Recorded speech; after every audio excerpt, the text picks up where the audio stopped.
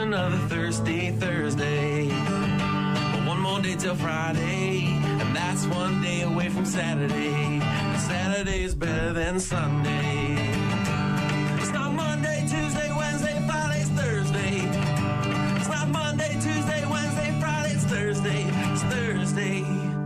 Thursday's the day that we take for granted, because we know our Friday plans could be slanted. The day's only 2 days from the weekend, and only 36 hours from hanging with our friends. And something tells me this day will go fine.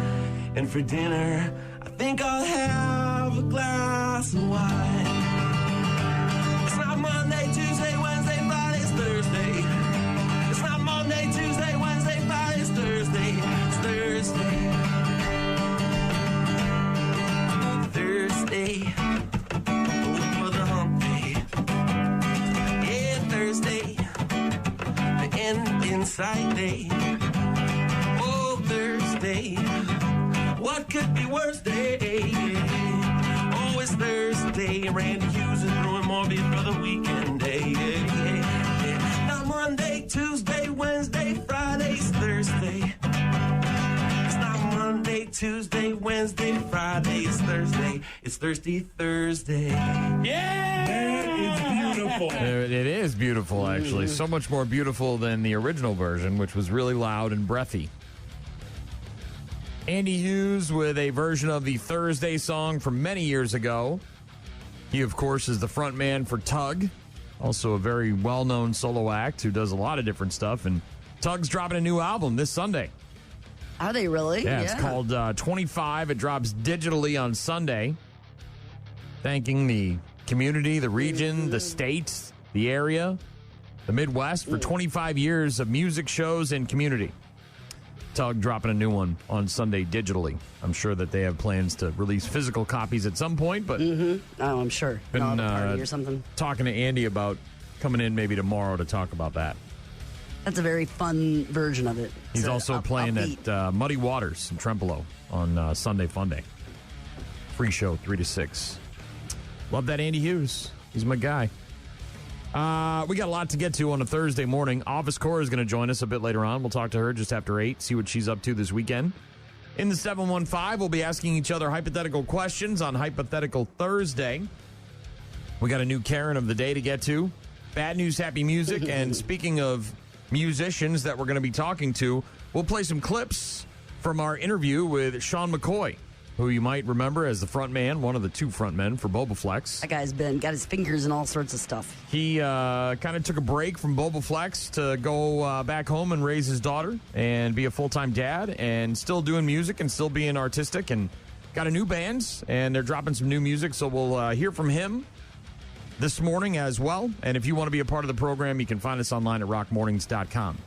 Weather should be great today. Tomorrow is going to usher in some warmer and more humid, conditions as we have a threat for rain this weekend. But today should be very, very nice. A little bit of fog in the Chippewa Valley this morning, but otherwise kind of a repeat of yesterday with some ideal summer conditions. It's Rock Mornings with Brian and Gene. We'll get to the Foo Fighters and some Pearl Jam in just a bit. Rock Mornings with Brian and Gene on your rock station. Last September, an incident occurred in La Crosse where a police officer in a squad car ran over another police officer and a guy. Yes. And now it looks like that guy is going to get a settlement. City of La Crosse reaching a settlement related to a September 2024 incident in which a police officer ran over a man and another officer with a squad car. Happened on September 13th at Train Park. A guy named Austin Clark was stopped by Officer Adam Lang for being in the park after hours. Police said that when Clark became uncooperative, Lang tried to take him into custody. The pair ended up on the ground in the parking lot. Another responding officer to the park did not see the two. He ran over their legs with the squad car as he pulled into the lot. Both men going to the hospital for treatment. Clark needed surgery to repair damage caused to his ankle. Based on documents from the city, the money from the city's insurer and the reserve fund, Clark set to receive $144,000. There'll be a special meeting of the city council tonight at 5:30 to vote on a resolution approving the settlement. Elsewhere in La Crosse County, the case of an Onalaska woman who's charged in connection with the death of a 6-year-old will go to trial next year. A motion hearing took place yesterday for Josie Dykeman. This delay. Yeah, online court records show that during the hearing, a jury trial was scheduled for Dykeman. Selection in the case is set for April 27th of next year, with the trial set to begin the following day. A criminal complaint shows Dykeman faces charges of first-degree intentional homicide, chronic neglect of a child, with the consequences death, and a physical abuse of a child, along with repeated acts causing bodily harm. Dykeman called 911 back in February of 2023, saying that her son, Xavier Pedrin, was not responding. Crews performed CPR. He was pronounced dead at the scene. They found an empty bottle and a bag containing prescription pills near the kid's body. The criminal complaint says an autopsy shows Pedrin died of blunt force trauma. It says toxic effects of prescribed sedatives as a contributing factor to his death. Dykeman, other children told investigators they saw her hit, choke, and kick Pedrin more than once. So her trial is scheduled for April of next year. Governor Evers seeking federal assistance to assess widespread storm damage and flooding across Wisconsin. Obviously, we have seen the pictures and the videos and have heard the stories of the areas around and in Milwaukee that have been affected by the flooding. But the FEMA, Federal Emergency Management Agency, request was submitted yesterday after state officials determined damage likely exceeded the threshold for federal aid. Disastrous storms and flash flooding across our state in recent days have displaced kids and families and damaged homes, businesses, community centers, and so much more. The damage caused by recent extreme weather is extensive, and it's going to take significant time and resources to recover, repair infrastructure, and help support the folks and communities who have been affected. That was in a statement from the governor. Yeah, very resilient, but man, did you see some of the pictures of some of the houses and apartments? And businesses that were, real flood damage. Governor, of course, declaring a state of emergency earlier this week following his tour of the damage in Wauwatosa and Milwaukee, and now the request starts the process of requesting a federal disaster declaration, which must be approved by the president, Donald Trump. Meanwhile, in Colorado, Frankenstein rabbits. Have you seen this thing? No. Bro, it is creepy AF. Like one? Oh, it's alive. It's alive. It's alive. It's alive. Frankenstein rabbits are a thing. Rabbits with black, tentacle-like growths sprouting from their faces and their heads, spotted in Colorado. The Park and Wildlife Department there said the black growths on the rabbits are from a viral infection caused by the cottontail rabbit papillomavirus. Experts note that the growths often don't harm the rabbits unless the nodules inhibit eating and drinking, but they are creepy looking as hell. Some people have been calling them Frankenstein rabbits due to the eerie looking growths. Others have questioned if the rabbits with the growths could be jackalopes, which is a cryptid, obviously, from American lore. The virus causes black nodules to grow around an infected rabbit's head. They can become elongated like a horn-like appearance. They noted that the virus is specific to rabbits, does not cause disease in other species. Still, rabbits suspected to be infected should be given space to prevent the spread of the virus to other wild rabbits and pet bunnies. Yeah, apparently from fleas and ticks is where it spreads the virus, and so obviously the most active in the summertime, and quite likely where the jackalope came from, or the lore of that. Yeah, somebody saw that thing running through the woods. And yes, resembles kind of horns or more. Yeah. Creepy though looking. Yes, very for creepy. sure. Frankenstein rabbits. It's Rock Mornings with Brian and Gene. Kind of cloudy to start today. Looks like that's in the forecast. 84 for a high in the area. It was, I don't want to say chilly, but it was really nice on the way in on the bike. Yeah, it was very, very nice. Usually I wake up, it's really humid. Opened up the windows. It felt so good yesterday for a while. Today, too, but then closing everything up for the humid weather tomorrow and kind of hot and some rain moving in for the weekend. We got Pearl Jam coming up after the Foo Fighters. Rock Mornings with Brian and Gene. Find them online at rockmornings.com. Pearl Jam with Daughter on Rock Mornings with Brian and Gene. At this point, can anything stop them? Oh, my gosh. Can anything stop the Brewers from winning? Tobias Myers kicks and deals. Struck him out! 12 in a row for the Brewers, and it's burger time in Milwaukee. Wow, what a run for these guys. The way these guys have turned this season around. Offense, defense, pitching. It's been magical. William Contreras driving in 4 runs. Yelich drove in 3. The Brew Crew beat the Pirates 12-5 yesterday to extend their winning streak to 12 games. They are off today. They start an 8-game road trip in Cincinnati. That'll be tomorrow night, 5:40 on Apple TV Plus, with the first of 3 against the Reds. Then they've got 5 against the Cubbies after that series with the Reds. So that's going to be important. Are you ready? Let's talk about the burgers. Here it comes. Let's talk about Stam, this. He is the vice president of George Webb Restaurants. Ryan, we happen to have burgers thanks Cheers. to our producer, Carl. Thank you. So, burger cheers. Thanks so much for being here. How exciting is this? I mean, we're pumped. This is awesome. This team is awesome. The city is excited. This is great news. It's awesome. You've been promising this since 1940 what? Yeah, 47 with the Milwaukee Braves. So here we go. The Braves never did it. The Brewers have done it now 3 times for the first time in '87. So here we go. Yeah. I mean, it's here right in front of us again. So when can fans get a free burger at George Webb? We're going to work super hard tonight and tomorrow morning, making sure we got enough burgers, buns, ketchup, pickles, everything, onions. And then we're going to make an announcement at noon tomorrow on our website and on social media platforms. So you're expecting crazy lines for the day to be announced. How's it going to work? People will be able to get a burger or what's a coupon maybe? Yeah, so we're going to have a giveaway day. I'll give it away now. We're going to have a giveaway day next week. So we'll have a giveaway day next week for 4 hours, but customers can start to visit our restaurants this weekend to get a voucher to come back. If they can't join us on the giveaway day, they'll have a voucher to come back within the next week to get their free hamburger. We want to make sure everyone gets a chance at that. Okay, so there will be a giveaway day next week to get a voucher, and then you can use that voucher to get a free burger. Yep, correct. At some point. Right. Okay. Yep.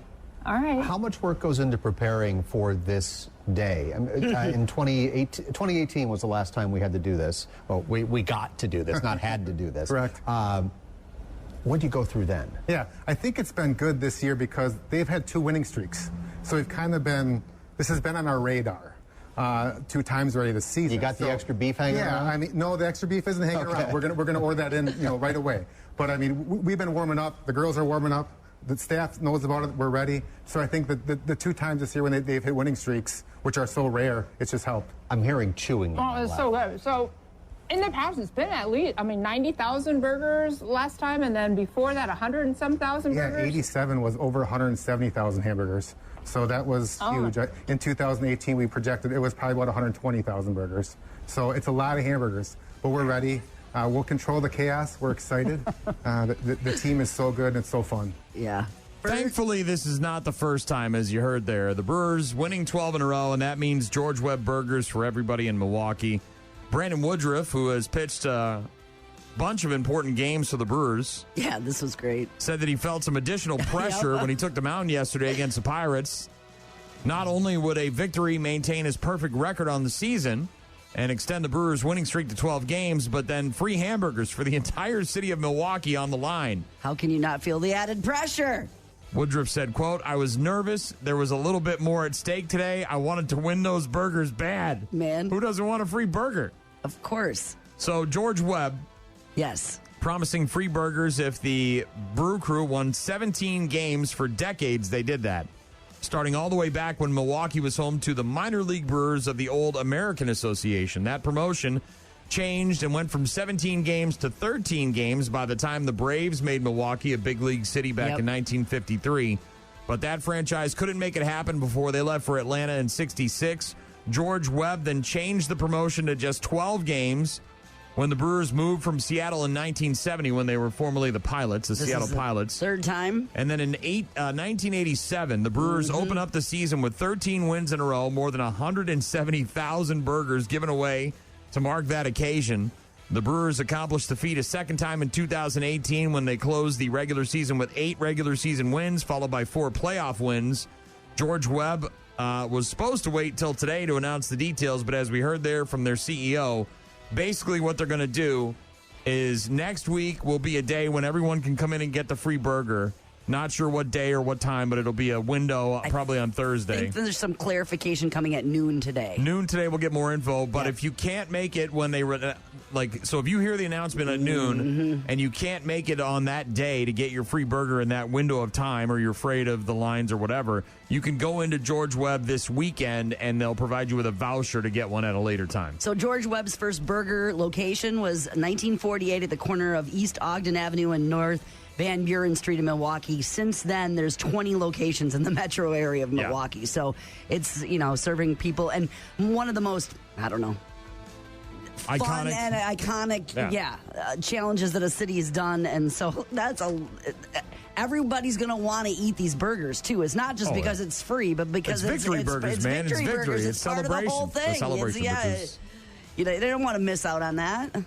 NFL preseason week 2 begins tomorrow night with the Titans at the Falcons. That game at 6 p.m. on the NFL Network. Then the Chiefs at the Seahawks, 9 p.m. tomorrow night. That game also on the NFL Network. Packers are at the Colts on Sunday at noon. Correction, Saturday at noon. Vikings host the Patriots on Saturday at noon. Also at noon? Is that I'll be at that game, yeah. So, sports on Rock Mornings with Brian and Gene. We've got some music on the way from Pop Evil if you need something. Rockmornings.com. George Webb Burgers.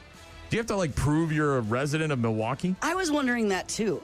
Because do you just, all of it, if you I'm guessing live anywhere they don't near have Milwaukee, time to be checking IDs. I would think not to either. But I was thinking that as well, because it'll be like a 2 or 3 hour window on a Thursday or whatever day of the week they choose, where you get in line, you go in, you get a free regular ass burger, and they just have a million of them ready, and they're just sliding them out the door. Just that's how it's going to work, because you can't put too many stipulations on it, or it's going to clog things up real bad. Right, but you could be from anywhere in those suburbs and plan for it and make the drive in and be boom, boom, boom, go around, hit all of them, all 20 of them, 20 burgers in a day. Pop Evil coming up. Rock Mornings with Brian and Gene on your rock station. You're doing your own thing, too, with this Blood Ocean thing. Tell me about that. Yeah, me and Tommy are rocking with Blood Ocean. I've been kind of recording songs and getting a sound. I released Headless Woman like a year and a half ago. But that was more of a new wave rock song. This new song is more comprehensive of the total sound. And I wanted to do something theatrical-wise, though I definitely have a light show and a little bit of I guess you could say, I'm a Kiss fan and Slipknot fan, so more theatrical on the look. That is Sean McCoy, formerly of Bobaflex, who we talked to yesterday, discussing his new band, which is called Blood Ocean. And you can hear our entire interview along with their new song, I Like to Boom Boom, by going to rockmornings.com. Man, that guy's got a lot of energy, a lot of passion for music, a lot of creativity. He's also kind of a giant nerd. Big nerd. Huge nerd. Oh, yeah. Oh, yeah. Like me, grew up, watching sci-fi, action, all those movies, the cult classics that we love so much, and that has influenced his artistry. And his Star Wars collection of things that he has. Passionate, though. Very passionate. Rockmornings.com. Head there for our entire interview with Sean McCoy, formerly of Bobaflex, now of Blood Ocean. Working on some new music, putting together a tour for sometime next year. Talked to him about some of his dork stuff. And, of course, talked about his new project, Blood Ocean, which is dropping their new song, I Like to Boom Boom, tomorrow. But you can hear it first at rockmornings.com. ABC tonight, a new episode of Celebrity Family Feud, featuring the Harlem Globetrotters taking on the Dallas Cowboys cheerleaders. Over on Fox tonight, the 15th season finale of Bob's Burgers. ABC tonight at 8 p.m., the 6th season finale of Press Your Luck. Come on, no whammies, no whammies. Oh, man, you got the whammy. Season 6 finale of Press Your Luck tonight on ABC. First season finale of Revival on Sci-Fi tonight. Also episode 6 of Star Trek Strange New Worlds on Paramount+. Bob Odenkirk is going to be on with Fallon tonight talking about Nobody 2. Sequel to the film that came out a couple of years ago, Nobody. Where he was like a former special agent and came out of retirement and kicked a bunch of ass. Also on with Fallon tonight, Margaret Qualley and the Pedrito Martinez Group featuring Bill Murray. Like Bill Murray, or I know there's a band called Bill Murray right now. I think it's the Bill Murray, BFM, Bill F. and Murray. Pedrito Martinez Group, whatever that is. Kimmel is being guest hosted by Nicole Byer this week. She's going to be talking to Tracy Ellis Ross and Jordan Davis. Pierce Brosnan and Sophie Turner are going to be on with Seth Meyers. That's what's on the Boob Tube tonight. Netflix just dropped a promo for the upcoming Charlie Sheen documentary. Ha! Really? You know, it was 2011 when all that happened. With the bed and the trial and the stuff, and that's what you're talking about? Bed. Well, didn't she, like... Are you thinking about Johnny Depp? I'm thinking about Johnny Depp's trial, sorry. No, yeah, winning Tiger Blood, the craziness, the Sex Panther, yes, and all. Yeah. Yes. It was 2011 when all that went down with Charlie Sheen. And then obviously the 2.5 Men and the fallout there. And then he went on the weird tour where he was like doing like a spoken word thing. But now I think he's straightened up and things are... Well, he ended up getting HIV, right? He got AIDS or something. And so now there's a documentary coming out in September about Charlie Sheen on Netflix. And they just released a promo for it yesterday. I lit the fuse, and my life turns into everything it wasn't supposed to be. There's only one person alive that has the answers to so many people's questions about me. And the whole world goes, he's the guy. Imagine what that did to my head. He was the highest paid TV star of all time. Everything was fine. For a while, nobody got hurt, nobody got arrested. For a while. He kept saying, no, I'm in the hospital now, but next week I'll be ready for the show. When Charlie said that he was smoking 7-gram rocks, he was smoking 7-gram rocks. Winning! I can't imagine being my dad. And it really hurt the people I love. The stuff that I plan on sharing, I had made a sacred vow to only reveal to a therapist. Is there going to be anything off limits? No. It's called AKA Charlie Sheen. And he's the guy that's interviewing everyone. It's a 2-part documentary, and it premieres on September 10th on Netflix, just a couple of weeks from now. Back in 2011, Sheen, riding high as the Emmy-nominated star of 2.5 Men, he was earning almost $2 million an episode as TV's highest-paid actor. I mean, he had a lengthy film career, obviously, before that. Mm-hmm. The show in its 8th season, but then it went on hiatus as he went to rehab, relapsing, shocking Hollywood and his fans. He began going public with his unhinged rants about the producer of the show, kicked off the series, replaced with Ashton Kutcher, then went on the road with some sort of touring show where he was like reading stuff. It was, tracks his upbringing in Malibu to his rise to megastardom and then his very dramatic fall, all within the public eye. 7 years of sobriety. Sheen openly speaks about the subjects and events he's never discussed publicly before. And it's called AKA Charlie Sheen, and it's on September 10th, the 2-part docuseries on Netflix. Apparently his brother and father and stuff Emilio declined to participate in the actual making of this. They didn't want to be interviewed. They wanted to, not have a part about that. But apparently his relationship is whole again with his family, and they're very, very close. But he's going to talk to, his drug dealer, apparently. He interviews them, which is interesting. Like, this was my drug dealer, and now we're interviewing you. Denise Richards, John Cryer, Sean Penn, Chris Tucker, and others. So, well, yeah, I mean, if you go through AA, I mean, that's one of the steps, right, is the making amends and apologizing and all that stuff. And they just didn't want to be part of the actual documentary, but they're close again, apparently. AKA Charlie Sheen dropping on September 10th on Netflix. I can't believe it was that many years ago. Winning. That was on like an episode of Dan Patrick's show, right? Where it really started to unravel. If I remember correctly, that's where it really started. Patrick had him on, and he just kind of went off the rails. And Patrick said, "Hey, man, do you?" Wild stuff. Hypothetical Thursday. We'll get to our hypothetical questions for each other in just a bit. Office Cora is going to join us just after 8. Let us know what she's up to in the 715. You can get in touch with us by visiting rockmornings.com. Brian said, "Morning, everyone." Brian's in Colorado, by the way. He says, "The tentacle rabbits, as far as I know, are in just one part of Colorado, the northern area. But there's that and the squirrels eating other animals. We're doomed." So they've got apparently cannibal squirrels. Cannibal squirrels? And they've got tentacle rabbits in Colorado. So it's from a virus and apparently comes from fleas and ticks in the summertime. But as you mentioned, it doesn't harm them, I guess, and eventually their immune system... It looks creepy as hell. It does. I wouldn't want to walk across that big giant rabbit in the woods. What about these squirrels eating other animals? Are they alive when they're eating them, or are they eating them like fresh kill? I mean, what are we talking here?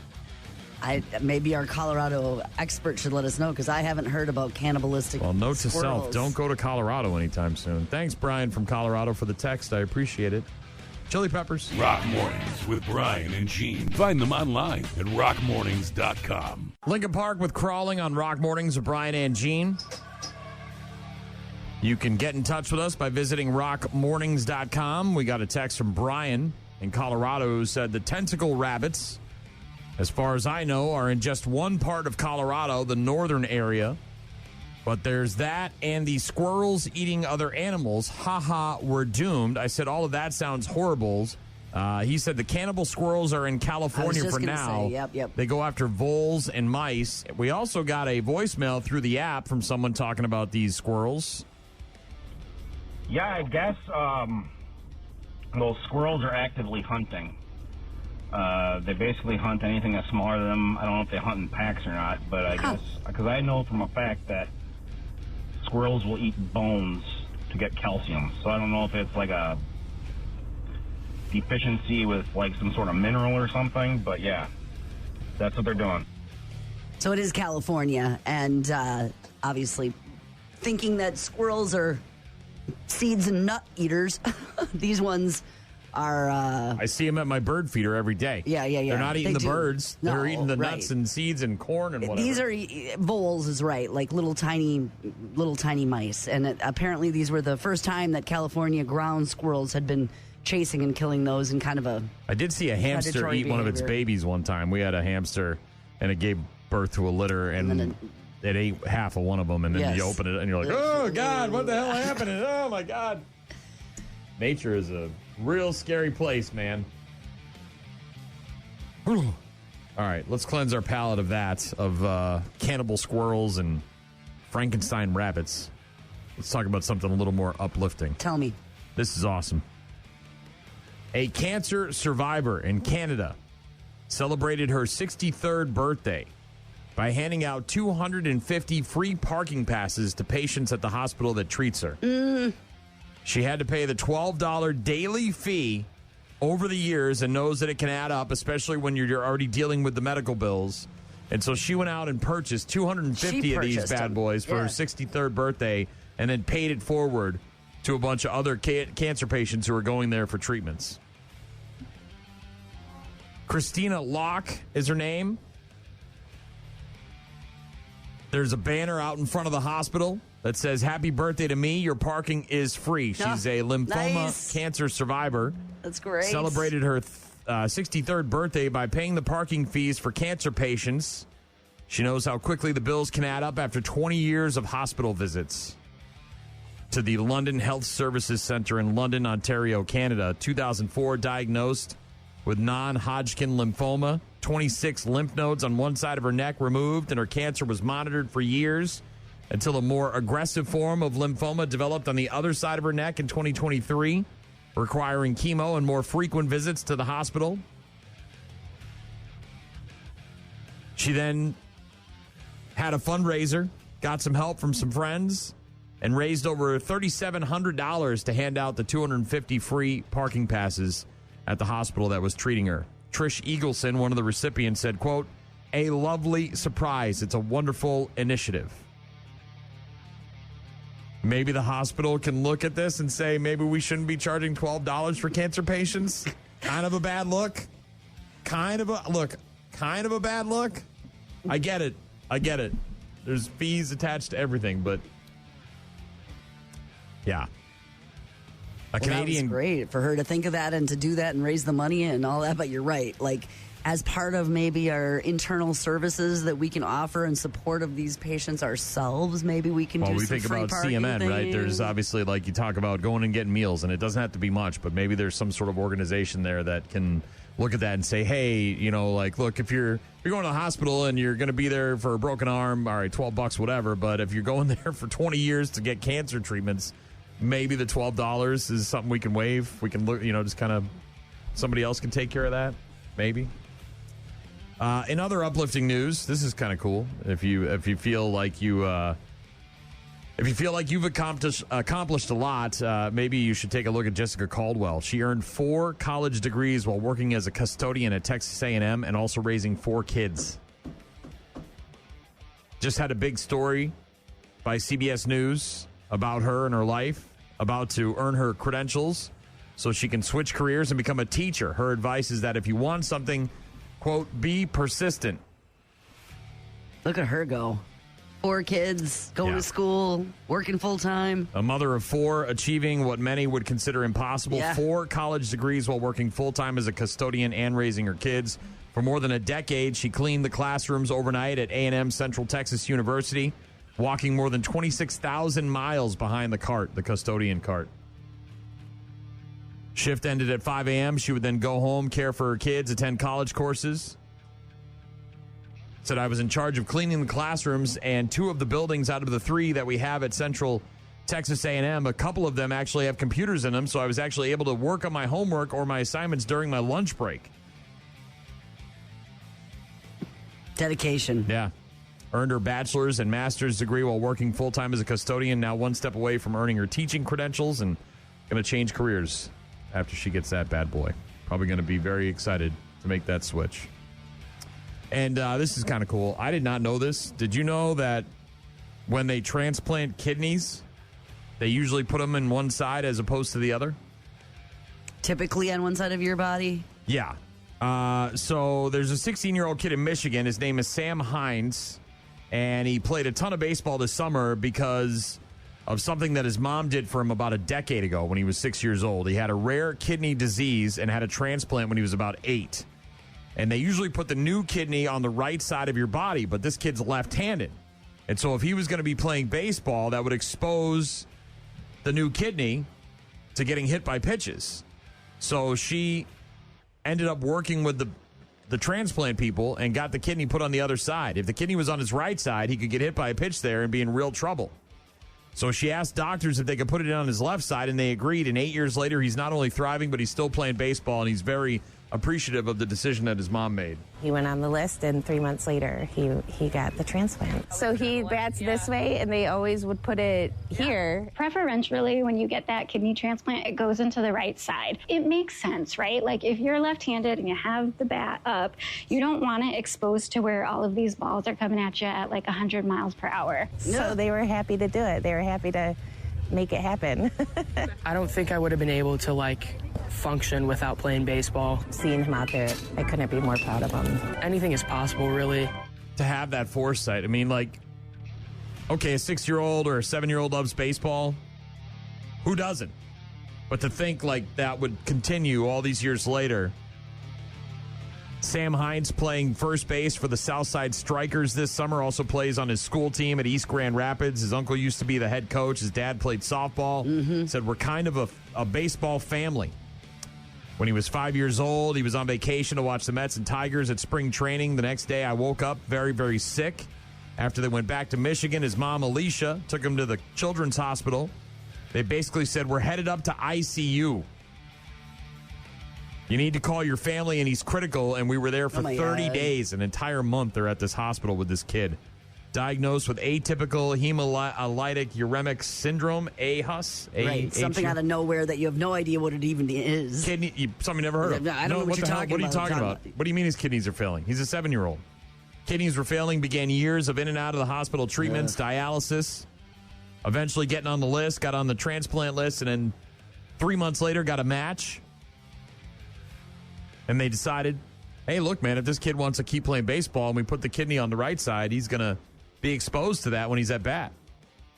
Could pose a risk. Yeah, easier access to blood vessels and bladder for surgical connections is the reason that they usually do it on the right side. Mom said when they asked the surgical team to swap the sides, they agreed. They said that's never been a request before. They were happy to do it. How cool is that? Now that kid is out there playing baseball, doing what he loves all these years later. And wow, what a story. Yeah. Out of nowhere and so sick, and then needing that miracle of a transplant to do well and live and thrive, and here he is doing just that. That'll cleanse your palate of cannibal squirrels. It sure will. Frankenstein rabbits. Ugh. Creepy. We've got some ghosts on the way, plus Karen of the Day, a new Karen of the Day, and Hypothetical Thursday. I'll be asking Gene a hypothetical question here in just a bit, so don't go anywhere. Rock Mornings with Brian and Gene. Start your day with Rock Mornings. Karen. Karen. Karen. Karen. Karen. Karen. Karen. You what? Why did you do that? Why did you do that, Karen? She's alarming but disarming and a really very charming modern girl. Karen. Oh, man. Okay. They're still out there, Gene. They're still out there living their best life until someone of color shows up and ruins their white day. Is that what this one's about? Maybe. What do you think this Karen is pissed about? What is this Karen mad about? What is somebody she? Parked their car in front of her house and her parking spot. No, but I did see in my memories today a time when someone parked in Dick Record's spot, and he parked directly behind them in a parking lot here at 201 State Street. Trapped him. And trapped them, so they would have to come into the building and figure out who parked their car right behind mine? Oh, you mean the guy who owns the space? You stupid bitch! You didn't read the signs on the parking lot. Sorry about that. No, sorry about that. It wasn't Maybe parking. you shouldn't. No, it wasn't a parking situation. It was not a parking. Was this they? Oh, geez. I feel like is this a neighborhood thing where they like doing something against the HOA, or was it something? Okay, like that wasn't that. And this was this in the service world? Like they didn't correctly give them their sandwich? Okay, that wasn't it either. They were on a plane. Were they traveling? Was this some sort of a plane? Not plane, but definitely traveling. Was this a gas station? No, this was another beach incident. Remember the woman who had the place on the beach, and she was like putting up the ropes so that people wouldn't be in front of her place? Like she owned the land all the way to the ocean. She owned all the sand from her house all the way to the ocean, the hundreds of feet that are so people couldn't walk through it. It's kind of like that. Kind of like that. A Texas woman is going viral after demanding that another woman and her family leave the beach, claiming the area was private. A TikTok video shared by Virgin Islands Spritty. Pridey? I don't know. Anyway, shows a very thin white woman in a Texas flag bikini top and some shorts with her hands on her hips, some mirrored sunglasses, and trying to shoo off a woman who's on camera. Then she says, "Oh, now you're going to put this on the internet," claiming that the beach was private property, which apparently it wasn't. Let's see what the Karen has to say. Oh, you're going to put it on the internet? That's cute. Well, what else do you want me to do? I would like you to leave. You're on private property. This is not private property. It is. You see the house right here? We are in the Virgin Islands. Congratulations. So is everybody else. And the beaches are public here. They're not. No, ma'am, they're not. You can go to a public beach out at Megan's Bay. 15 years I've been. Congratulations. That's great. This is private property. It is private property. I live right there. And you need to take your things and your kids, and you need to go. We're not leaving. Well, and you heard the woman say there, "I live right there." This woman, obviously, the chick with the Texas bikini top, is probably vacationing. The confrontation reportedly took place in the U.S. Virgin Islands, where the law says no beach can be legally private, and all beaches up to the waterline are public and must remain accessible for use and enjoyment. U.S. Virgin Islands law guarantee the public's right to use beaches and shorelines, including the area from the low tide line up to 50 feet inland or to the edge of natural vegetation, whichever is shortest. Well, how intrusive was this family sitting on the sand? Well, it has nothing to do with that. It has to do with the fact that they're probably not white, right? And they're on the beach. They're on the sand. And they're on this lady's sand. You need to take your kids and your things, and you need to go. That reminds me of the videos that I've seen a number of where, like, kids, I think these were like teen boys, were fishing and they were in the waterway. Yeah, and it was like he couldn't stand the fact that these kids were in, and they kept saying, you don't own the water. Right. Like they owned the land on the side of it, but they were only like waiters, and they were only in the water, and this guy was just losing it. It's like, come on. The woman in the bikini top then grabs her phone, pushes a couple of buttons, puts it up to her ear. Camera pans around to the beach. The other woman, and back to the woman struggling to figure out how to lodge her complaints.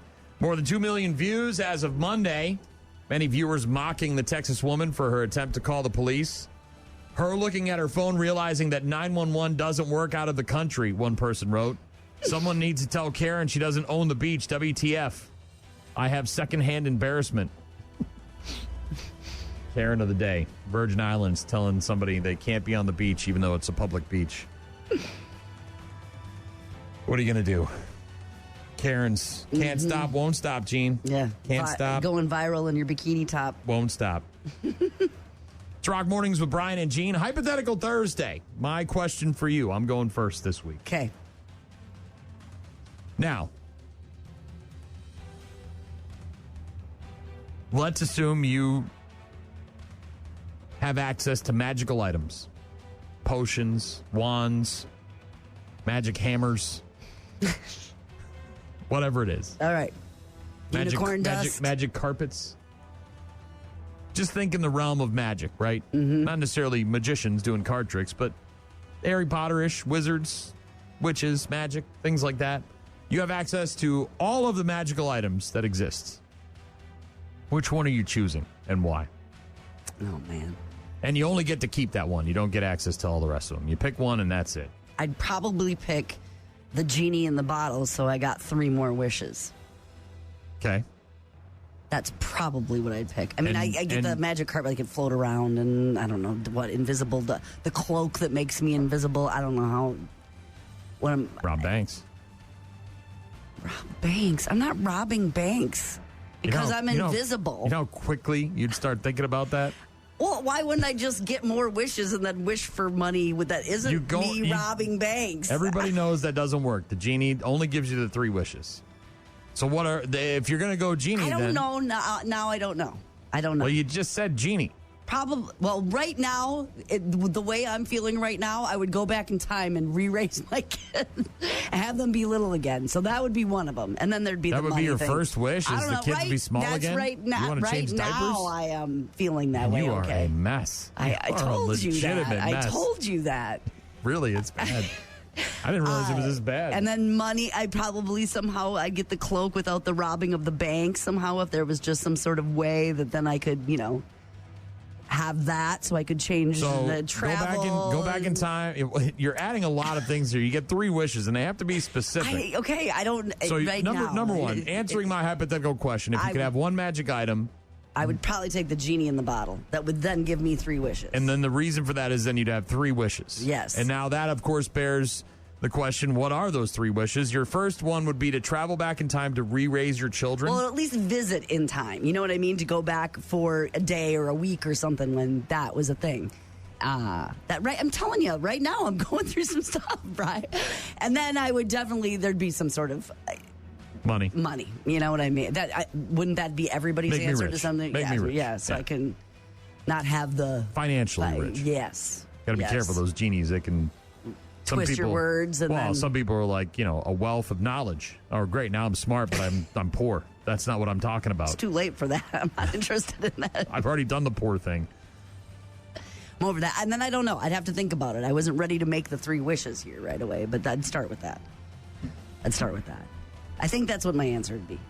And I'm sure there's lots of magic things out there I'm not thinking about. The hammer of the gods, for instance, right? Thor's magic hammer and all of that stuff. But that's the immediate thing that comes to mind. All right. One magic item. Gene's choosing the genie's lamp. Mm-hmm. Rubs the lamp. Genie pops out, says, I'm here to grant you 3 wishes. Mm-hmm. What's your first wish? Gene, in a very emotional, menopausal state.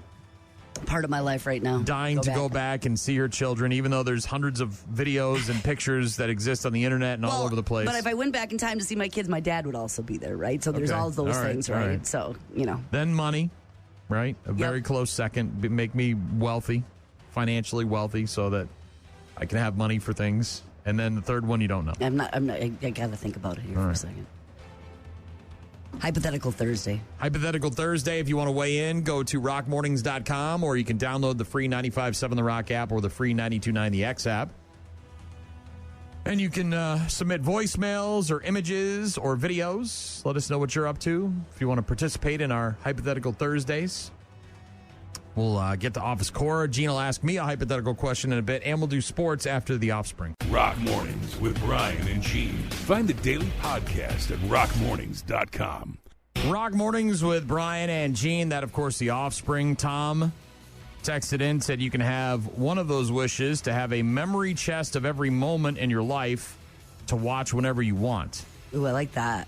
So you open up the memory chest, and then it plays a video. Oh, that's a essentially good one. of any. It's like the Harry Potter, the little cauldron of water there in Dumbledore's Where you office. look into the thing, and then and then you get to see whatever what's going on, what went on. Justin texted in and said, "I'd get that genie, go back to the mid 2000s and buy Bitcoin instead of logging tons of hours on Guitar Hero and Halo."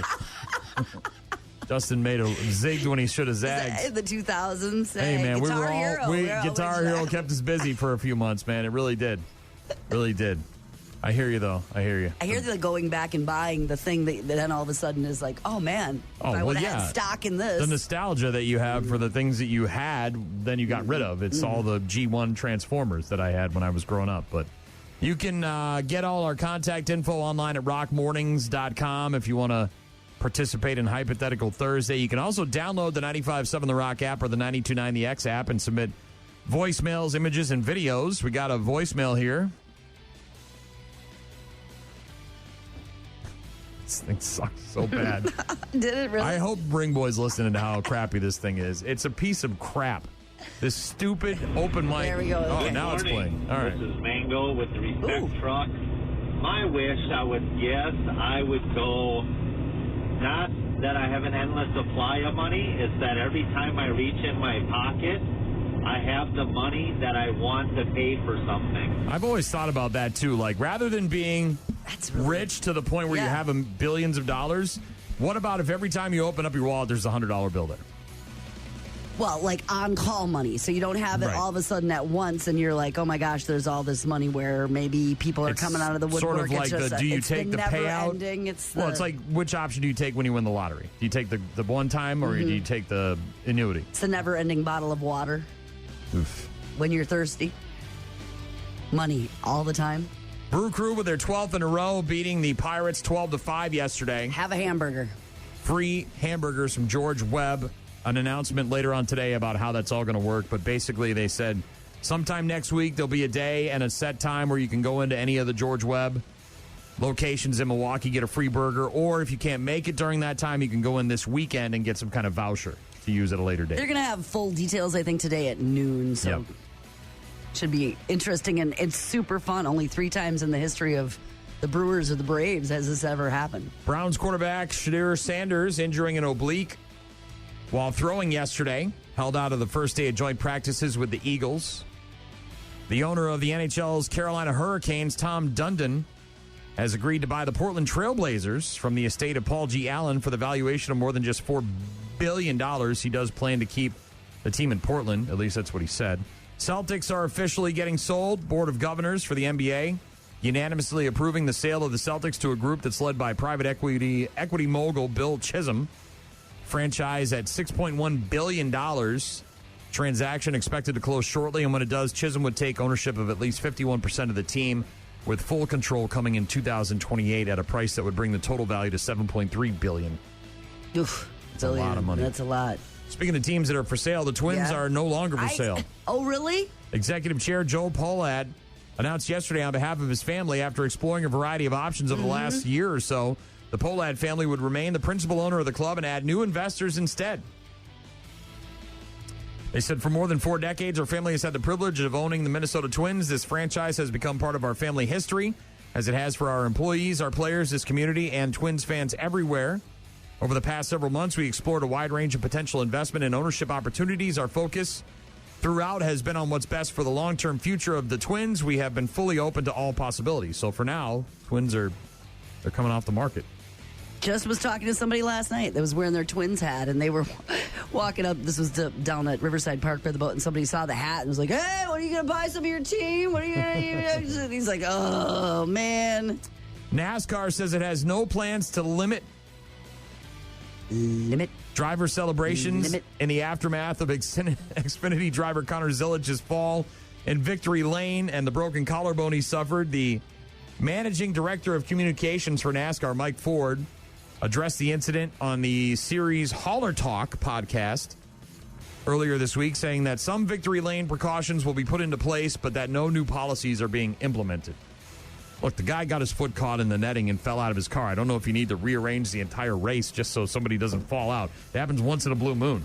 We'll be okay. Yeah. They're like, we got to have There's an policies and do accident. different. Like, give me a break. There should be no netting on the car. No. Well, there you should got be a no guy that does celebrations of the backflips guys. off of his car when he wins. I mean, there's guys that climb the fence that could easily fall off that thing and break their head. I don't know if you need to change policy. Relax, Beavis. Sports on Rock Mornings. Ryan texted in, said, Gene, you might as well take Cable's time-traveling watch or Doctor Strange's time stone so you can keep going back as many times as you want to visit your family, and then for money you would go back and get the winning Powerball numbers. Okay, I could do that. I accomplished the same things with the genie, but I get what you're saying. Well, You yeah, might as well go back you're to- time traveling, but yeah. But I could do that all the time. That always seems like it goes bad, though. Time traveling generally has issues because you go back, you kill Hitler, and then what? What happens if you kill Hitler? And every movie I've ever We seen don't know. with Doctor Strange or whatever, Yeah, the you time got- travel, you gotta the be portal careful. thing, You then kill a other mosquito. things come through and they come Yes, with you, yes. and the butterfly effect and all of that. Yes, you go right? back and you kill a mosquito, and the next thing you know, it's the world blows up. So, yeah. But I do appreciate the text about that and the You calls. sticking with the genie lamp? You For- rubbing? yeah, I you think love to I rub am. that genie lamp? I think I am for All now. right. Hypothetical Thursday will continue with Gene's question for me. Also, some Kill Switch coming up next. Rock Mornings with Brian and Gene. Weekdays, 6 to 9. Now, you mentioned that you guys are working on more songs and rehearsing. When are we going to see you start to hit the road? Are we talking this year or maybe next year? Probably early next year, February, March. We're going to book a show, and I'm definitely coming to the Midwest first. Hell yeah, you are. Hell yeah, you're coming to the Midwest. You know why? Because we show up. You say you're coming here, and we show up. We buy the tickets. We go to the show. That's what we do. That is part of our conversation with Sean McCoy, the former frontman, or current frontman, I guess, if you will, for Bobaflex. He and his brother Marty doing Bobaflex for a number of years. And Sean, of course, left the band not too many years ago to go home and be a full-time dad and raise his daughter. Mm-hmm. He wanted to finish being there while she was growing up, for sure. He was on the road a lot, obviously, when she was little. And so Bobaflex kind of stopped being a thing, and Marty and some of the guys continued on as the Lonely Ones. But Bobaflex still plays some shows every once in a while, and now Sean McCoy in a new band called Blood Ocean, and they've got a new song that he wanted to talk about and working on maybe going on a tour. You can hear our entire interview with Sean McCoy by going to rockmornings.com. You can also get in touch with us, find all our contact info on the website, and you can also download the free 95.7 The Rock app or the free 92.9 The X app and get in touch with us with voicemails, pictures, and videos. We just got a voicemail from Marshall. Let's see how long it takes to play this one. Definitely got to go with the Infinity Gauntlet, guys. That's the only magic item you got to take right there. Have a great day, guys. Hypothetical Thursday, my question for Gene was, if you could only choose one magical item to use or have for the rest of your life, what would you take? And Gene said magic genie lamp, so she could get 3 wishes. And then the one wish would be to go back in time and visit happier memories of her children and her father. Mm-hmm. And then the second one would be to gain generational wealth so that the rest of her family would be set up. I hadn't thought about the Infinity Gauntlet, though. I see where you're coming from with the all-powerful thing. Everything in balance. Everything in balance. Perfect balance. Right off the top, I'm going immortality. Can't be killed. Can't die. Like a vampire? Well, vampires can die. Well, I know, sunlight, but... depending on what lore you Also believe. can live forever and stay young. Yeah, for the most part, but they have to drink blood. I'm talking about living forever.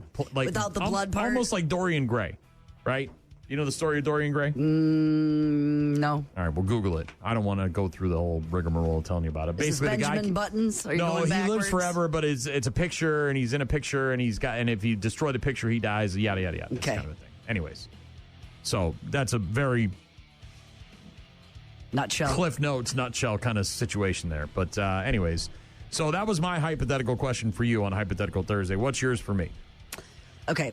Given that next week, for most of the area, I think schools go back in session. Yes. Some of them have already started, of course, and I think next week is a big dates for some people. Of course, some wait until after Labor Day weekend as well. But it is that time, and the teachers are back in the classrooms, and they're preparing, and they're getting ready to welcome back those students and creating those learning environments that are so important for everyone and our kids. If you had to be a teacher,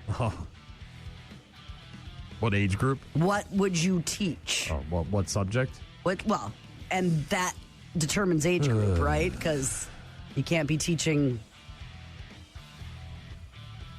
philosophy to... Well, I'm certainly not teaching philosophy. Kindergartners. Is there a class about how not to be a dumbass? No, I don't think there is no curriculum. Just given regular old school math, science, all that. Yeah. What are you teaching? You have to teach. You could even teach college level, I guess. I'm not telling you have to teach elementary or middle school or high school. You could teach college. You could teach at advanced learning or groups, organizations, schools. Could be a tech school. But you have to teach. What would you teach? It's that time of the year for teachers to go back and do what they do best. I'm probably going to get a lot of crap for this. Okay. But I might go home ec. All right. I'm disgusted by the lack of ability that young people have to fend for themselves. Okay. And and granted, I get it. The phone's there, the app's there, whatever, but you're paying $40 for a couple of burritos and a Sprite. You know what I mean? Like when you can just get in your car and go there and get it for $10. And make it. Or you could go to the grocery store, buy the ingredients, and then make it at your house. But I'm sure home ec still exists. I'm in some form somewhere. Yeah. But I learned a lot in that class as like things that I use on a regular basis. I mean, what happens if the button pops off? I understand what you're saying. Do you just go buy a new shirt every time? Mm-hmm. People, and I just feel like, I don't know.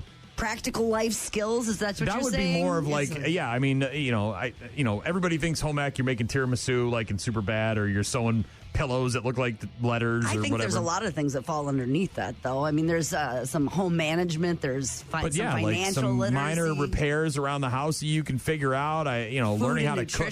For me, it's like a lot of learning how to cook. I mean, I love cooking. I love being in the kitchen and making food. I love going in the fridge and finding what's there and seeing what's available, and like going to the store and planning. And I just feel like that skill or that desire doesn't exist anymore. I think kids are just like, I'll just get it on the app. They'll send it to me, and I don't have to leave my couch or I can put my slides on or whatever. And I don't know. I just basic life skills, home ec. Kind of, yeah. How to change your oil, how to change a tire. Well, that part I don't think falls under home ec. Well, I know that's shop or auto or whatever, but like something along those lines where it's more of like a general gen ed knowledge type thing. Where it's like, these are the things you're going to encounter on a daily to semi-regular basis out there in the real world. And those are the classes that I took a lot out of, more so than math or social studies or learning about the Trojan War, or the whatever. Who gives a rat's ass about that unless you're going to be a history major? And what do I care in 6th grade? That would be high school, probably, most likely.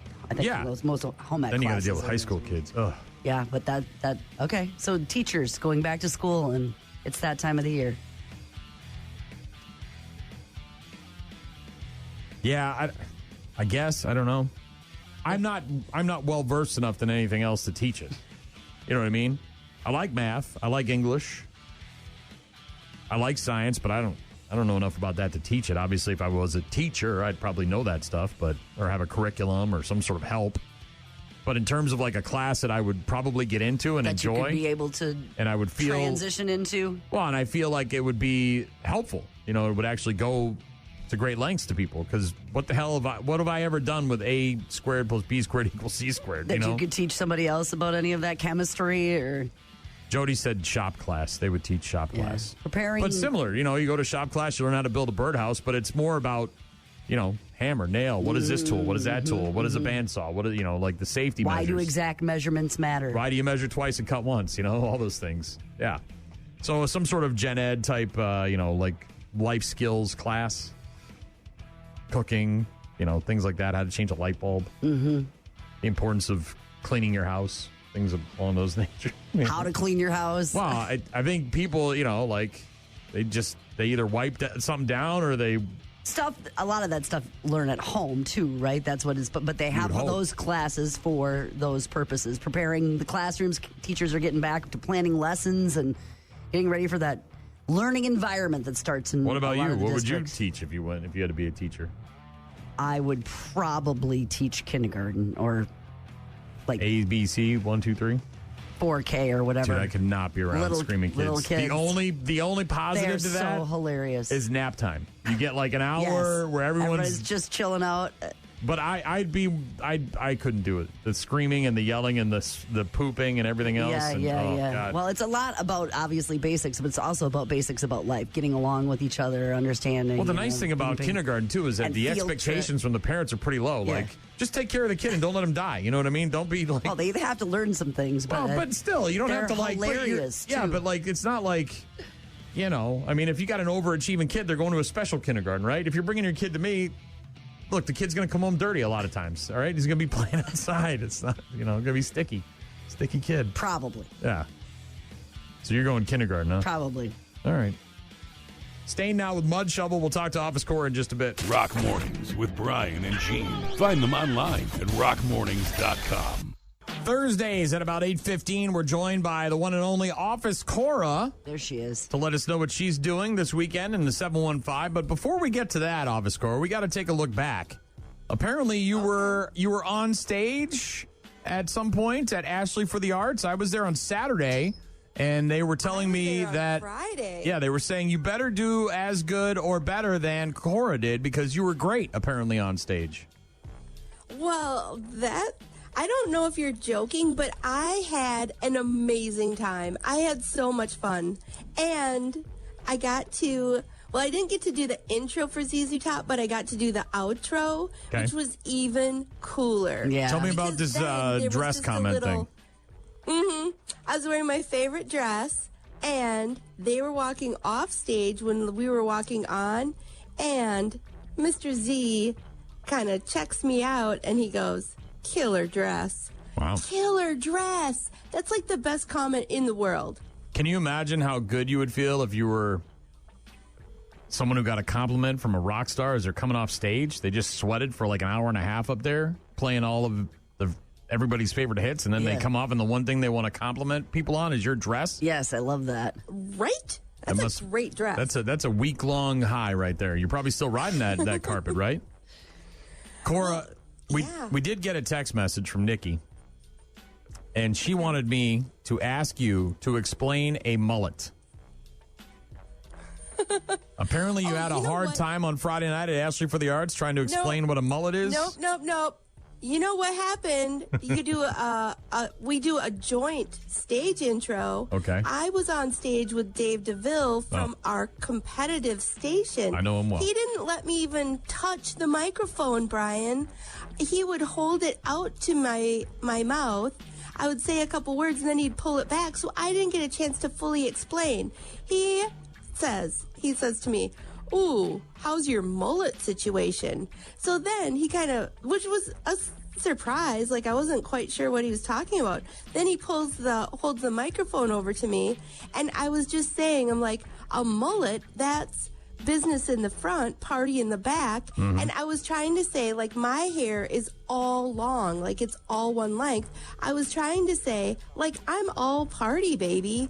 But he pulled the microphone away, so I didn't get to finish my comment. So thank you, Nikki, for letting me finish my that was during the Brad Paisley stage intro. All right. Well, I'm sorry that you did not get equal time on the mic there because someone else was holding on to it. When you did the stage intros with John Murphy, he said you were above and beyond delightful and incredible. Well, of course, I'm a professional. I know exactly what I'm doing. Not day one on the rodeo here. That's how it went down. It is Office Cora joining us to talk about what she's up to this weekend in the 715. Obviously, last weekend you were at Ashley for the Arts. What are you doing this weekend? What do you got planned? Well, this weekend is the Northwoods Rock Rally in Glen Flora, and it actually starts tonight. And with Devour the Day, and there's just so many bands. But I'm looking forward to Friday, Blackstone Cherry. Oh, man. Our friends Royal Bliss are going to be there. Royal Bliss. I love Royal Bliss as well. Yeah, we thought about going, but then we ended up, my wife and I are going to the Vikings-Patriots game on Saturday. But Northwoods Rock Rally, Glen Flora, it's all this weekend. Fun. Tons of bands, and tickets still available, I believe, on their website. And are you going at all, or...? Oh, yeah. I'm going Friday. Are you going to be doing stage intros again? Are you going to intro somebody? No, Nice I'm dress. just going to enjoy. All right. You're not going to wear your special dress then. All right. Well, now I have to make that, build a shrine for that dress. That's right. That's right. That's probably what I'll be doing on Sunday. And what else are you up to Shrine this building. weekend in the 715? Oh my gosh, there's also something called the Mekong Night Festival. This is Saturday at River Prairie Park. Okay. And they kind of transform the whole park into a colorful celebration of Southeast Asian culture. Oh. And it's a lot of our Hmong community.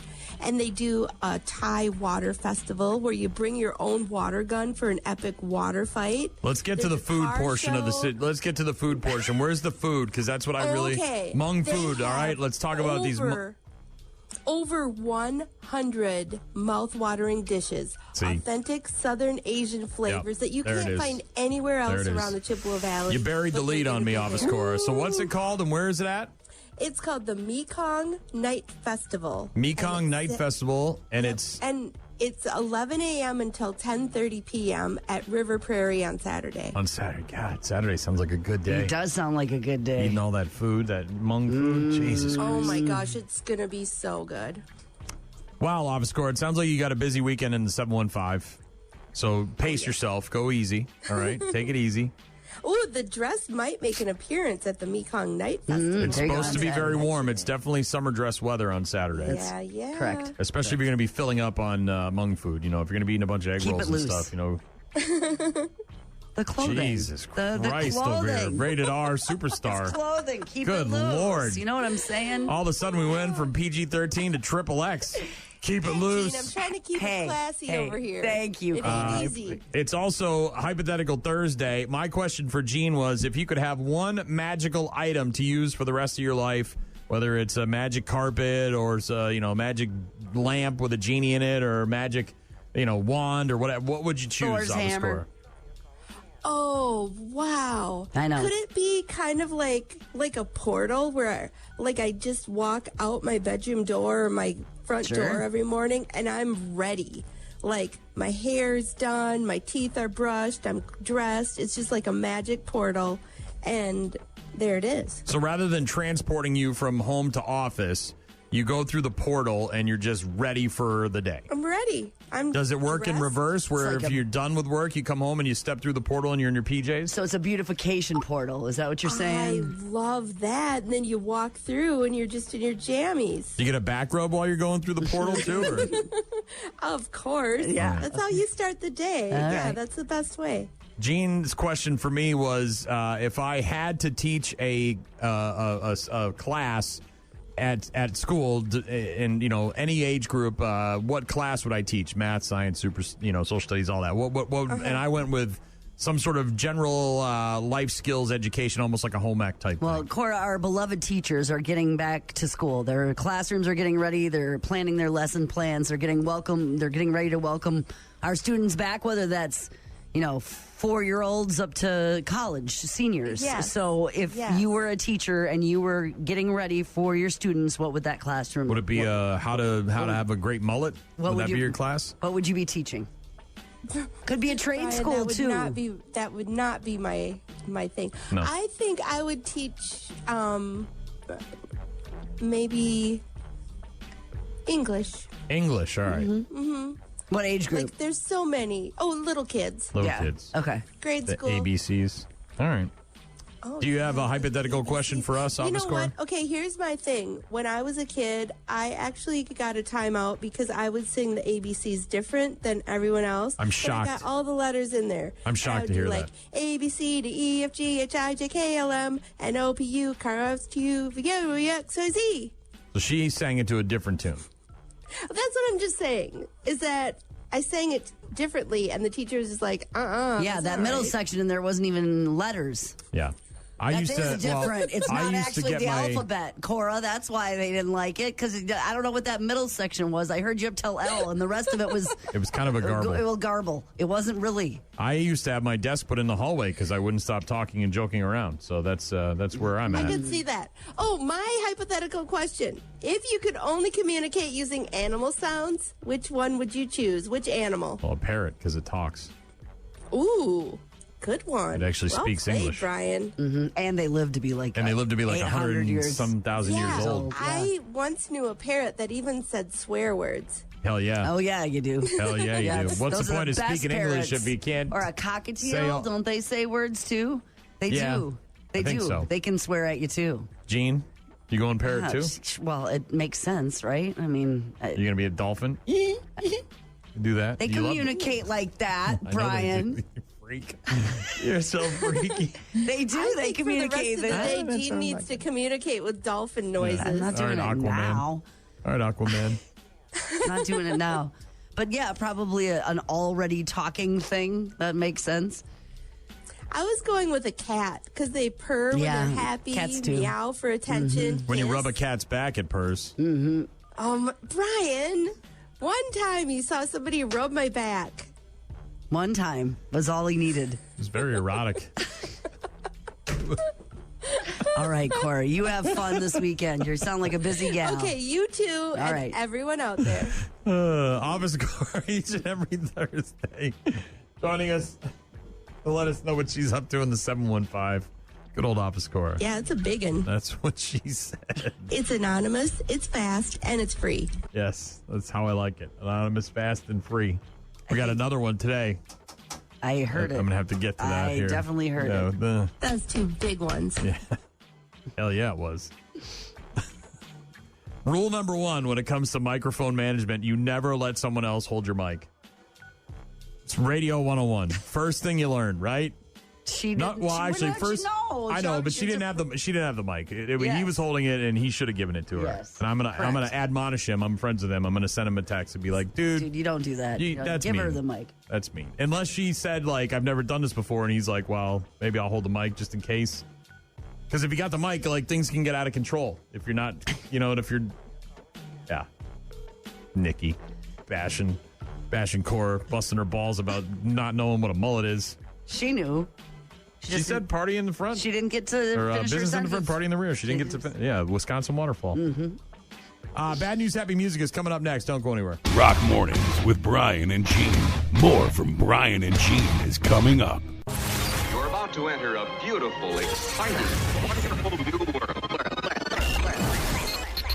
A cockroach living in your nostril. Now that's just nasty. Add in some haven't pooped for 30 days.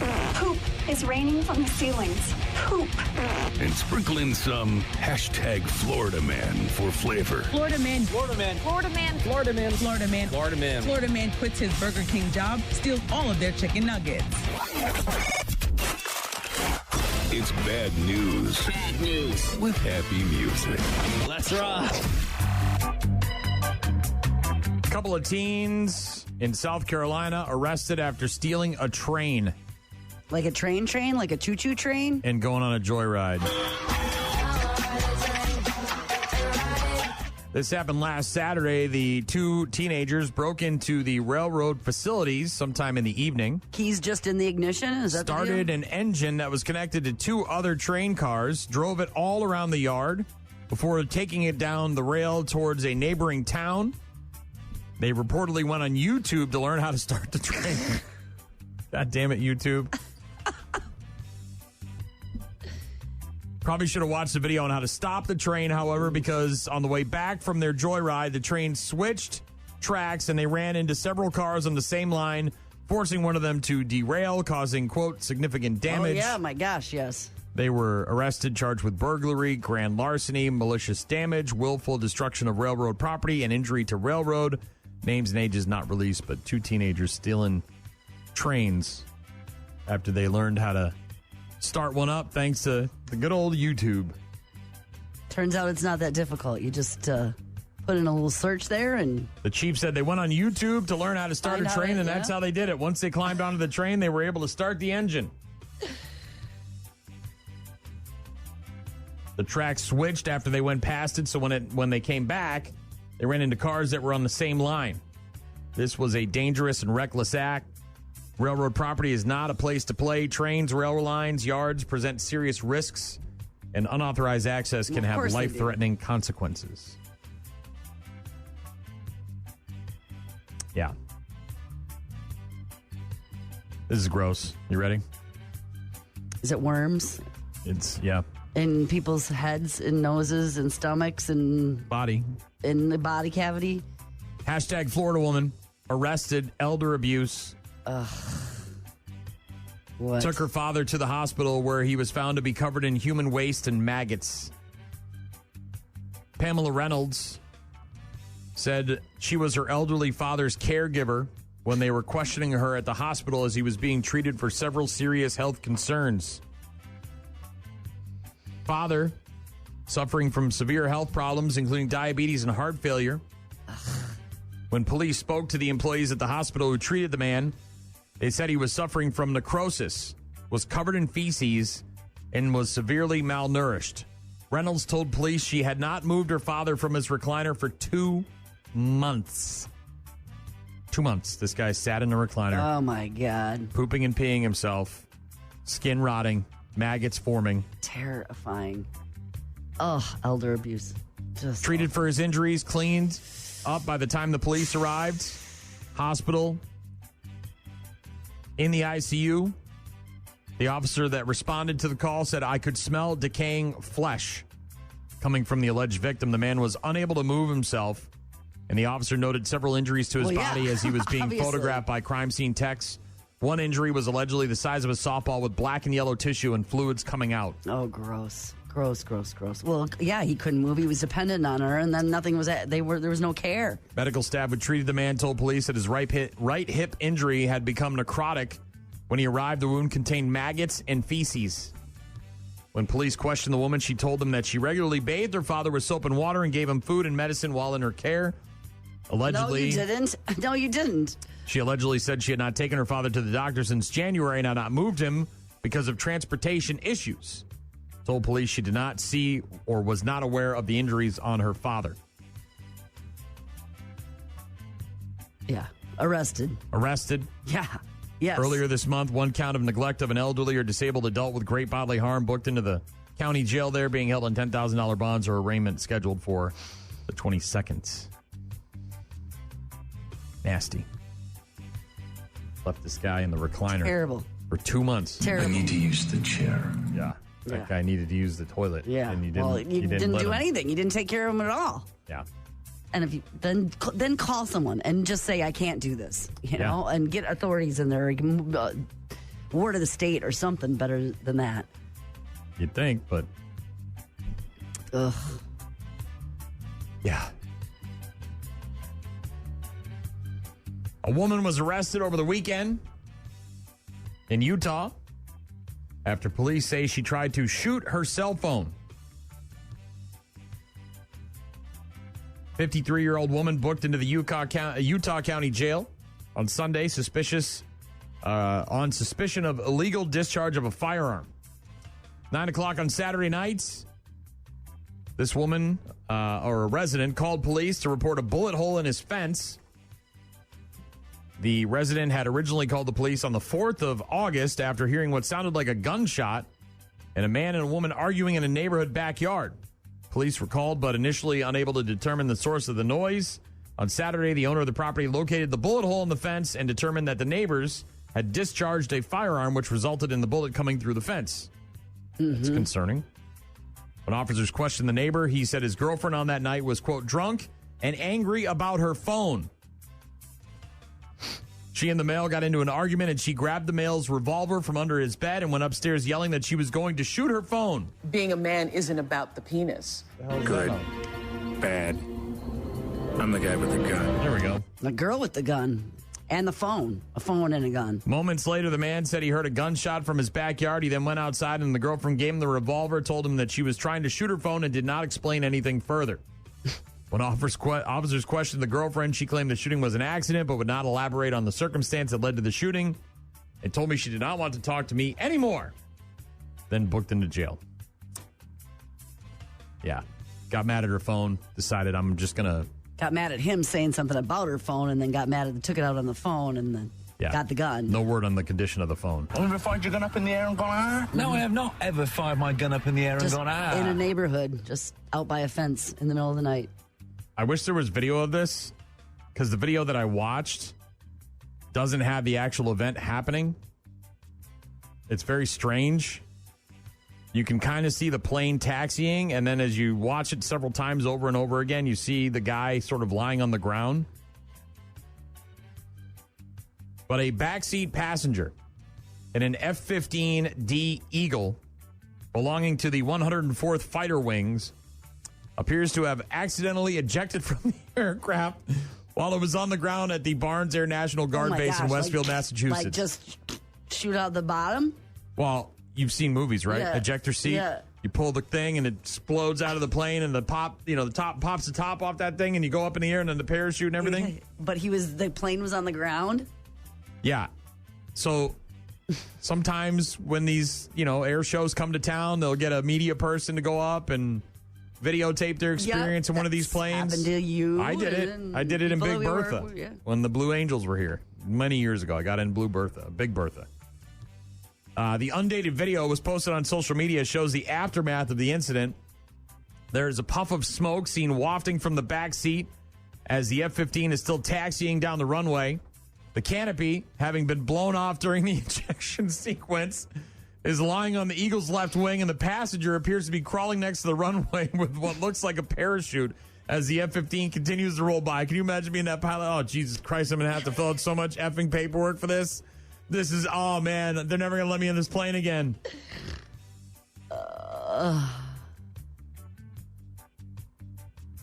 They call it a near 0-0, which is no speed or altitude ejection. On the ground. Has its own added dangers, but it's not the first time someone on a ride-along has inadvertently punched out of a tactical jet. Rare occasion, they say. Story developing, but... Yeah, so somebody that doesn't know what they're doing and wasn't supposed to be there, basically. Apparently, the conversation between the F-15 pilot and the air traffic control after the ejection emerging on social media. I haven't listened to it yet. We had a pilot eject. Please shut down the runway. Yeah, we're not going to use 20. Runway 20. Do you have PCAS? I'm kind of dragging I'm on the them, airfield, right? Out. So make the call. Affirm for a ground emergency. This guy's over there just...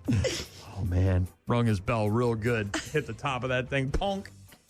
Oof. I wish there was video of that guy. Now, whatever you do, don't.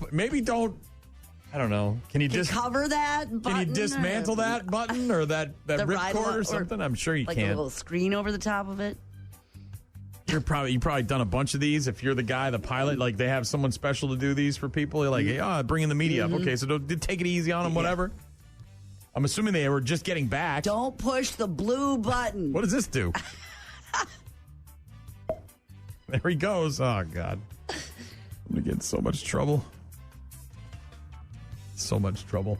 Last but not least, the man with the world's largest penis recently broke his arm because of his enormous penis. How? Come on. 41-year-old Matt Barr lives in London, and he's been in the news a lot over the years because he has a 14.5-inch penis. Natural. Like when it's when he's like Red Rocket time, he's fully got the world record. 14.5 inches. Like this thing right here. Probably not that skinny.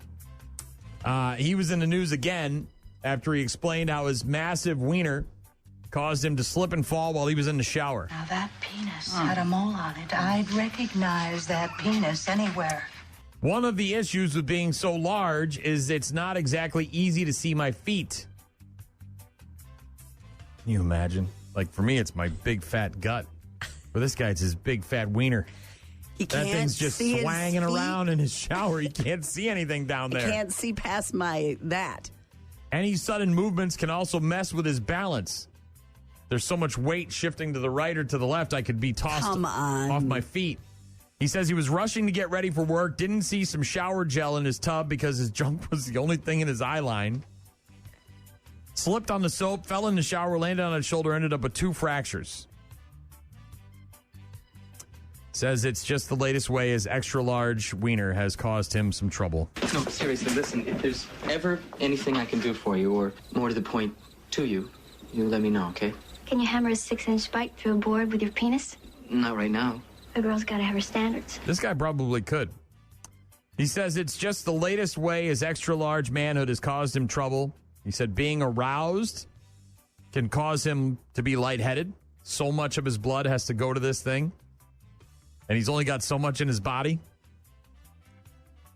What are you talking about? Said it's been made. So it's like said it's made relationships difficult. Recently told a story about how he was with a woman once, swung his hips too quickly, and she ended up with a concussion. What is the hammer down there? 14 and a half inches. Do you know how big that is? Recently, he said he went on vacation, wanted to swim in the pool at his resort, wore board shorts with compression shorts underneath to keep everything tucked in. Still wasn't enough. When he got out, he says his shorts clung to the outline too much, and a manager asked him to leave. Ask me about my wiener. Yeah. If you want to get a look at this guy's broken arm, his name is Matt Barr, Oh my B-A-R-R. And even in those loose-fitting slacks with his broken arm and his sling, you can tell. I mean... Dude, it goes to his kneecap. I told you, dude. I'm not kidding around here. Like his kneecap. 14 and a half inches. Like it's yes. baseball pants. It looks John like... Hamm ain't got nothing on him. They should call this guy the Hamaconda. Can you imagine? He tumbles. He trips and tumbles. Woe is me. I get lightheaded when I get a boner. Oh, no. I can't. The world's coming to an end. I Sky can't is see falling. my feet. It's, Yeah. Ooh, the girth, too. Well, yeah, of course. You don't just have this... 8.5. Yeah, it's not like a pencil. We're talking, yeah, he's... I mean... Yeah. 8.5. Yeah. You got, I don't know. I didn't think wide, okay? I didn't think wide. You got one career choice. One. That's about it, man. Make your money, man. Make your money. I don't think he does, though. No, he doesn't. He's just a regular dude with a massive wiener. So there's that.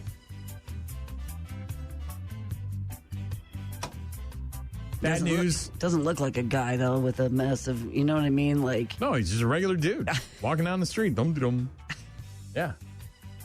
Bad news, happy music on Rock Mornings with Brian and Gene. We'll get to our daily check-ins after STP. Rock Mornings with Brian and Gene. Find them online at rockmornings.com. Call. Hello? Email. I tried emailing you. Text. So many ways to check in with us. Check. We rely on you guys for traffic updates, requests, and all sorts of other stuff. Check this out.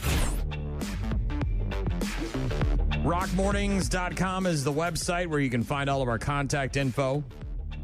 You can also, of course, download either the 95.7 The Rock app or the 92.9 The X app. They're both free. And you can submit voicemails and pictures and videos through the apps. Got a text from Paulie, said, sounds like workman's comp or a disability claim. Hashtag lightheaded while getting a boner at work. we're not making it up. Although you said the belly thing, like you couldn't see in the shower with the belly. Well, and the I can feet see, but like, I mean, I know what you're saying, but he's not exactly. Trust me, he's got less of a belly than I do. But yeah, that thing went one way and he went the other, and down he goes. Down goes Frazier. Jim, who is retired military, said, LOL, that poor pilot, so much paperwork.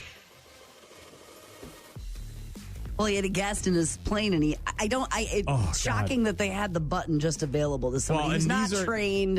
This is probably like a show jet, right? This is not like an active fighter with missiles and going overseas and bombing places. This is some dude who does this for a living. Like, you know, drives it around. He flies around. He does it in shows. His job is to cart these media people and around and show them a good time, right? Or business owners or whatever, sponsors. So he's a specialist in that area, and then this Jagoff gets in, and first thing he does is press the button. Toink. Eject.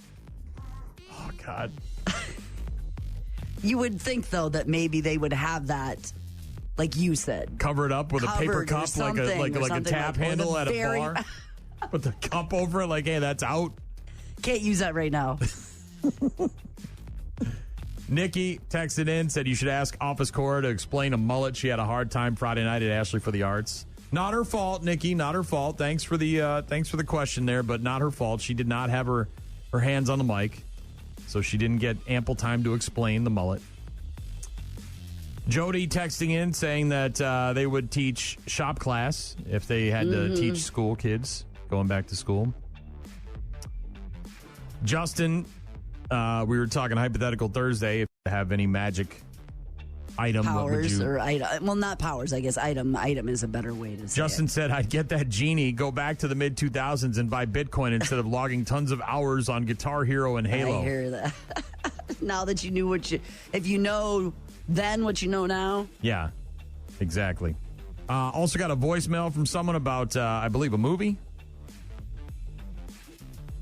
About a movie? Yeah, if it would play. Uh-huh.